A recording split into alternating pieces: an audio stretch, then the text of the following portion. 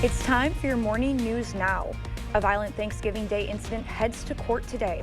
Chippewa Falls resident Justin Novak faces a judge in Monroe County this afternoon. The 33-year-old is charged with attempted first-degree homicide after a stabbing on Thomas Kilbourne Avenue. He remains in custody on a $50,000 cash bond. His hearing begins at 1 this afternoon. One person is dead after an officer-involved shooting in Lafayette. When Chippewa County Sheriff's Office deputies located a vehicle related to a domestic abuse incident and tried to stop it, the driver crashed their vehicle and fired a weapon at law enforcement. The suspect was shot by a SWAT team. After life-saving measures were performed, he was pronounced dead at the scene. The name of the suspect hasn't been released yet. A funeral service was held this weekend for 14-year-old Ruby Patricia Vergara, who was killed in a school shooting last week at Abundant Life Christian School in Madison.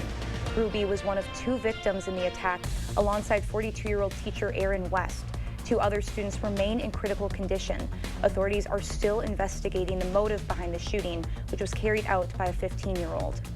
The Winona community came together to support a beloved Cotter school staff member. Nick Sellis is a custodian in the Cotter School District. He has been battling cancer throughout the year. Faculty, students, and families gathered at his home to bring him some holiday cheer in the form of Christmas carols. Organizers say they want to do whatever they can to support him during this difficult time. Great guy. I mean, he keeps everyone in mind. He's willing to help anyone whenever they need it. He's a hard-fighting man. He won't give up. Celius thanks the Cotter community for the continued support and love they have showed him throughout his years at the school and his battle with cancer. A garage considered a total loss after a Freeman Township fire yesterday. Multiple fire departments responded. Crews were able to control the fire before the flames were able to reach the interior or get under the trailer home.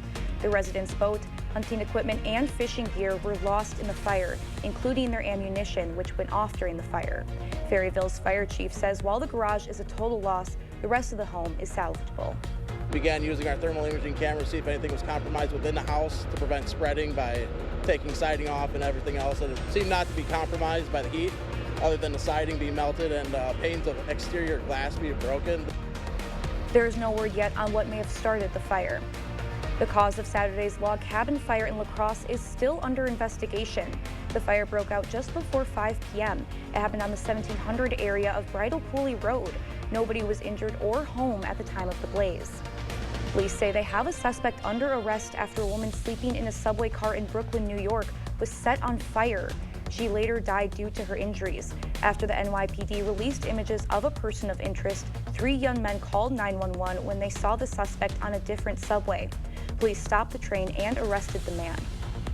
2 U.S. Navy pilots were shot down over the Red Sea in an apparent friendly fire incident. Both pilots, who were on the same plane, were recovered alive after ejecting from the stricken aircraft, with one suffering minor injuries. The FA-18 that was shot down had just flown off the deck of the USS Harry S. Truman aircraft carrier when it was shot down by the USS Gettysburg guided missile cruiser. The U.S. military had conducted airstrikes targeting Yemen's Houthi rebels at the time of the friendly fire incident. U.S. military Central Command did not elaborate on what the pilot's mission was. A source familiar with the House Ethics Committee's work tells CBS News the panel is expected to release its report on former Florida Congressman Matt Gaetz today. Last week, it voted to release the report. The investigation focused on allegations of sexual misconduct and obstruction. Gaetz has repeatedly denied any wrongdoing.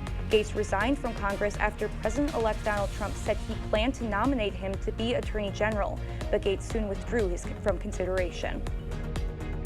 All right, your local forecast. This is what I have for you today. Winter weather alerts are alive and well. We're holding on to more of that rain and snow mix, moving up by Eau Claire first and then working its way down along from I-94 to I-90. Eventually that gets to La Crosse, and that will go for the better part of the latter portion of the morning and into your early afternoon. So this is what I have again for you. Again, 37 degrees for your high today. Mixed precipitation, that's a 40% chance, and we're looking at about 1/10 of an inch of ice accumulation, and that's along Clark County and Taylor County. We could see a little bit more of that kind of work its way down here southward. However, we'll also get into the snow working into the forecast, and of course drier for your Christmas Eve and of course your Christmas.